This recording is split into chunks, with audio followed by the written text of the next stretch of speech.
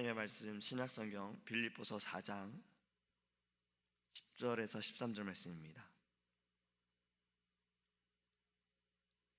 제가 주는 성경책은 신약성경 322페이지입니다. 빌립보서 4장 10절에서 13절입니다.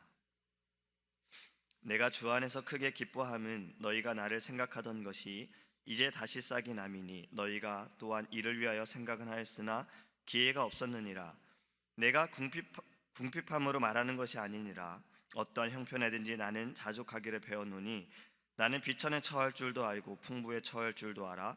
모든 일 곧 배부름과 배고픔과 풍부와 궁핍에도 처할 줄 아는 일체의 비결을 배웠노라.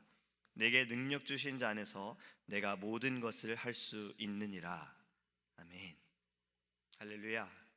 아멘. 여러분 행복하십니까? 아멘. 네, 왠지 아멘 해야지 더 행복할 것 같아서 그렇죠? 아닙니다라고 하면은 좀 이상해요. 너무 뜬금없는 질문이었죠. 우리는 모두가 행복하기 원합니다. 불행하기 원하는 사람은 사실 없어요. 우리가 가지고 싶어하는 행복이 무엇일까? 사전적인 의미는 이렇습니다. 한번 잘 들어보세요. 희망을 그리는 상태에서의 좋은 감정으로 심리적인 상태 및 이성적 경지 또는 자신이 원하는 욕구와 욕망이 충족되어 만족하거나 즐거움을 느끼는 상태, 불안감을 느끼지 않고 안심해하는 것. 굉장히 말이 어렵죠. 요약해서 말하면 내 마음이 불안하지 않고 즐겁고 기분 좋은 감정이나 그러한 상태다라는 겁니다. 이것을 생각하면 행복하십니까? 질문이 좀 사실은 이렇게 돼야 돼요. 지금 행복하십니까? 왜냐하면 상태나 감정이라고 말했기 때문에. 예를 들어서 우리는 배고플 때 먹으면 얼마나 행복합니까? 그런데 이거 제 경험이에요. 같이 이제 공부하던 친구들 중에 한 여학생이 있는데 배고파서 먹으면 되게 행복한데 먹고 나서 많이 먹었다고 또 불행하다라고 표현을 해요. 화가 난다라고, 살찐다라고. 그러니까 많이 먹으면 행복하고 또 많이 먹었다라고 불행하다라는 그런 모습을 보입니다. 사람이 행복하기 위해서는 둘 중에 하나를 선택해야 된다는 이야기를 들었어요. 하나는 자신이 무언가를 목표로 세우고 그 목표를 자신이 딱 되어졌을 때는 그 이룬 것으로 인해서 행복을 느낀다라고 말합니다. 근데 다른 것은 이 반대입니다. 그 목표를 좀 낮추는 거예요.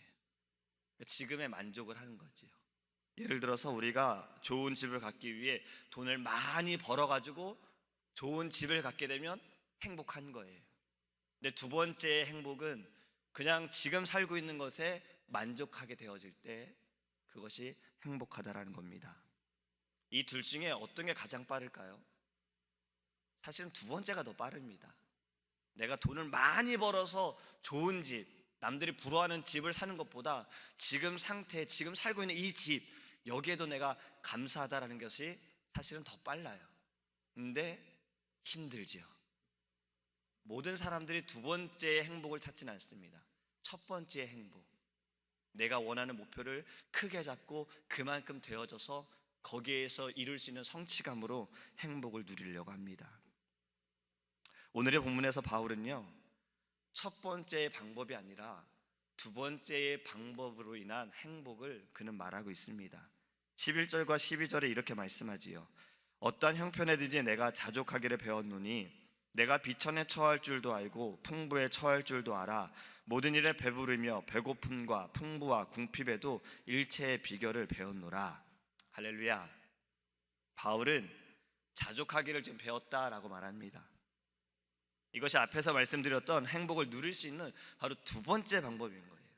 나의 기준을 낮추는 거예요. 그리고 그 가운데서 만족하고 감사하는 겁니다. 아버지께서 어릴 때 이런 말씀을 많이 하셨어요. 가지고 싶은 거 다 가질 수 없고 하고 싶은 거 다 할 수 없다라고 말씀하셨어요. 바울은 이것을 선교하면서 그는 배우게 된 겁니다. 때로는 먹을 수도 있고 먹지 못할 때도 있고, 때로는 가질 수도 있고 가질 수도 없고, 때로는 풍부할 때도 있고 때로는 어려울 수 있다. 할렐루야. 우리도 이것을 배우기 원합니다. 바울처럼 이 비결을 배우기를 원합니다. 근데 여기서 우리가 기억해야 할 것이 있어요. 바울이 배운 이 비결은요, 앞에서 제가 말씀을 드렸던 그 두 번째 방법, 자신의 목표를 낮추었던 이러한 방법이 아니었어요. 바울이 이렇게 내가 자족하기를 배웠노라 라고 고백할 수 있었던 것은 바로 13절의 말씀 때문에 그렇습니다. 13절의 말씀을 제가 다시 읽어보겠습니다. 우리 다 알고 있는 말씀이지요. 내게 능력 주시는 자 안에서 내가 모든 것을 할 수 있느니라. 아멘. 사실 이 말씀은 우리가 다 외우고 있고 알고 있고 너무 좋아하는 말씀이에요. 제가 제일장로교에 처음 왔을 때 그 청년부의 셀 이름이 P413, P413, 빌립보서 4장 13절, 바로 이 말씀이었어요. 내게 능력 주신 자 안에서 내가 모든 것을 할 수 있느니라. 우리 이 말씀을 너무 좋아해서 기도할 때도 이 말씀을 우리는 선포합니다. 하나님께서 나의 기도를 응답하심을 믿고 우리는 간 거예요. 이 말씀엔 틀린 말씀이 없어요. 내게 능력 주시는 자, 그분이 누구이십니까? 하나님의 속성 가운데 옴니포텐트라는 말씀이 있어요. 바로 전능입니다. 모든 것을 하실 수 있는 분이시다. 그분 안에서 우리가 모든 것을 할 수 있지요. 근데 할 수 없는 게 있더라고요. 솔직히 말씀드리면 내게 능력 주신 자 안에서 내가 모든 것을 할 수 있어야 되는데 할 수 없는 게 있어요. 저는 이런 기도를 합니다. 영어를 너무 잘하고 싶어서 하나님 제게 영어의 방언을 주시옵소서라고 기도할 때가 있어요. 잘 듣고 말하고 보고 읽고 이것으로 사람들과 더 깊은 대화도 하고 선교도 할 수 있도록 영혼의 방언을 달라고 기도를 할 때가 있어요. 근데 아직도 어렵습니다. 제가 외모에 대해 관심이 많을 때가 있었어요. 믿기지 않으시겠지만 어릴 때 그럴 때가 있었어요. 지금은 어떨지 모르겠지만 제가 눈이 좀 많이 튀어나왔어요. 입도 좀 나왔고 외모에 관심이 있을 때 기도할 때마다 이 눈과 입에다가 손을 얹고서 주님 좀 들어가게 해주십시오라고 그렇게 기도했어요. 내게 능력 주신 자 안에서 내가 모든 것을 할 수 있습니다라는 이 말씀을 붙들고 기도했는데 아직도 눈과 입은 그대로고 영어 실력도 그대로예요. 왜 그럴까요? 그 대답은요, 이 4장 13절 말씀에 모든 것에 그 비밀이 숨겨져 있습니다. 누구의 모든 것입니까? 어떤 모든 것입니까? 이 앞에서 말씀을 드렸던 것처럼 하나님은 못하시는 분이 없으신 그런 분이세요. 모든 걸 하실 수 있는 분이세요. 이 세상을 만드실 때도 말씀으로 만드신 분이에요. 그분이 말씀만 하시면 어떠한 일이 벌어질지 우리는 상상조차도 할 수 없습니다. 모든 것을 하실 수 있는 분께서, 다 하실 수 있는 분께서 그 모든 것을 그냥 하시지 않는다라는 거예요. 그것을 우리가 잘 알고 있는 것이 십자가입니다. 우리가 몇 주 전에 계속 말씀을 나눴지요. 예수님께서 겟세마네 동산에서 그렇게 기도하셨는데, 땀방울이 핏방울이 되도록 그렇게 기도하셨는데, 이 잔을 내게서 옮겨 주시옵소서라고 그렇게 기도했는데, 내게 능력 주신 자 안에서 모든 것을 할 수 있습니다. 이미 알고 계신 예수님은 그렇게 기도하셨는데 하나님은 그 기도를 들어주시지 않으셨어요.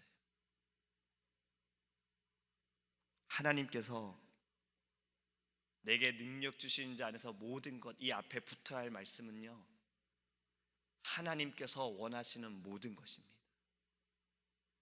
내게 능력 주신 자 안에서 내가 원하는 모든 것이 아니라 하나님이 원하시는 모든 것, 그것이 나타나게 될 줄 믿습니다.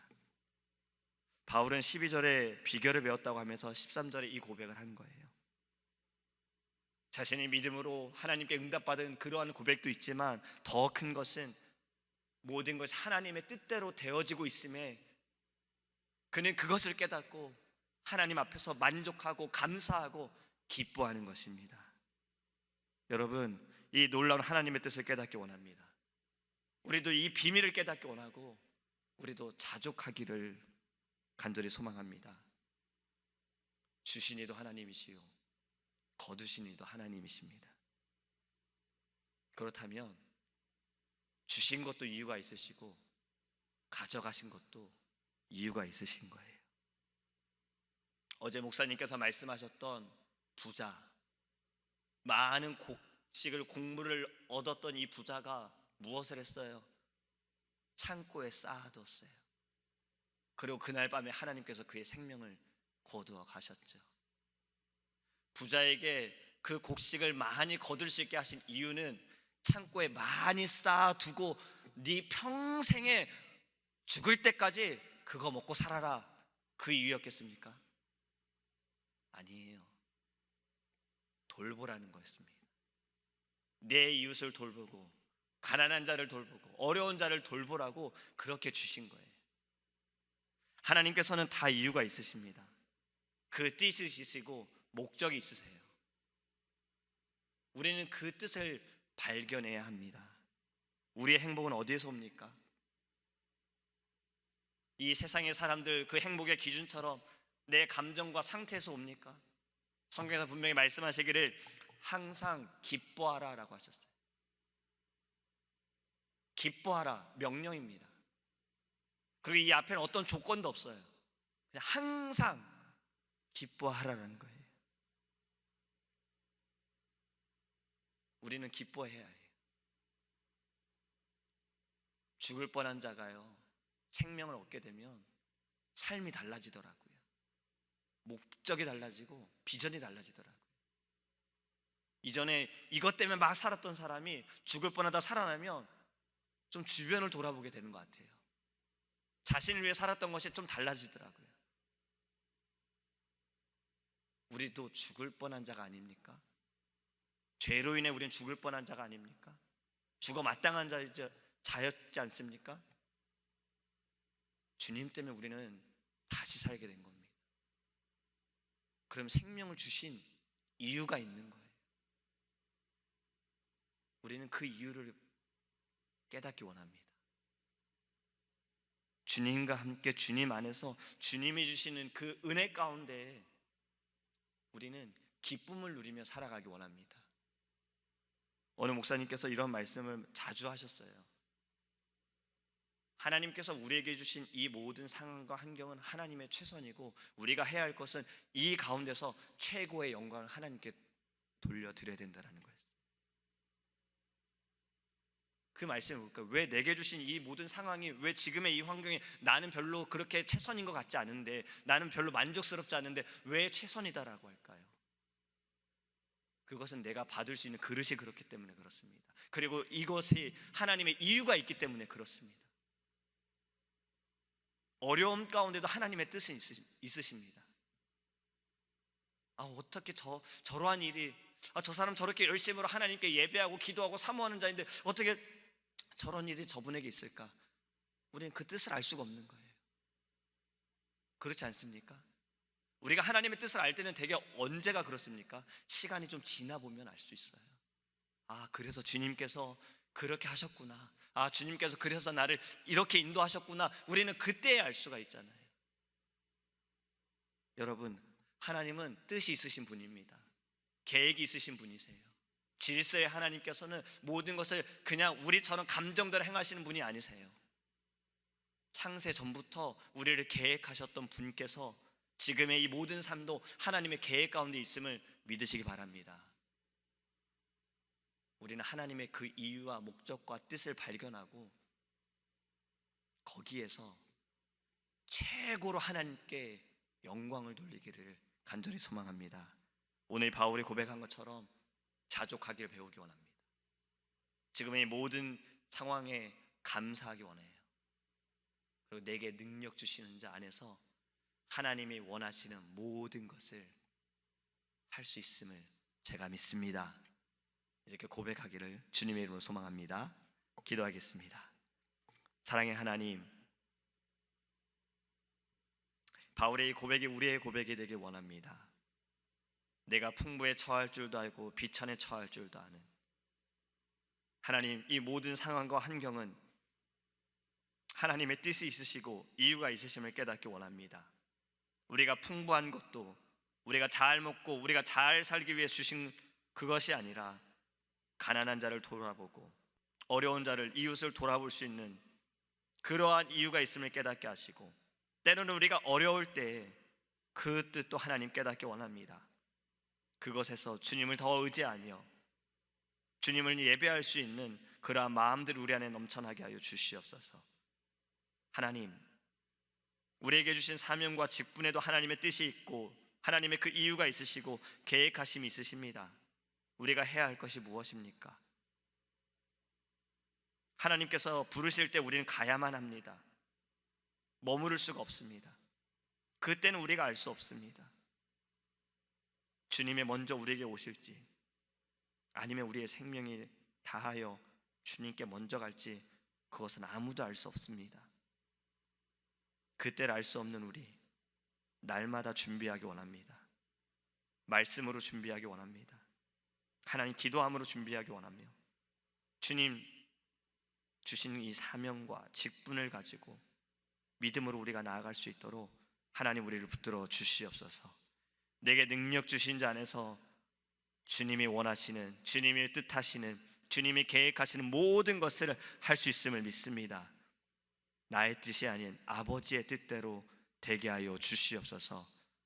이렇게 기도하는 믿음이 우리 안에 있게 하여 주시옵시고 말씀으로 승리할 수 있도록 하나님 인도하여 주시옵소서. 특별히 기도하는 것은 오늘 저녁 장례 예배,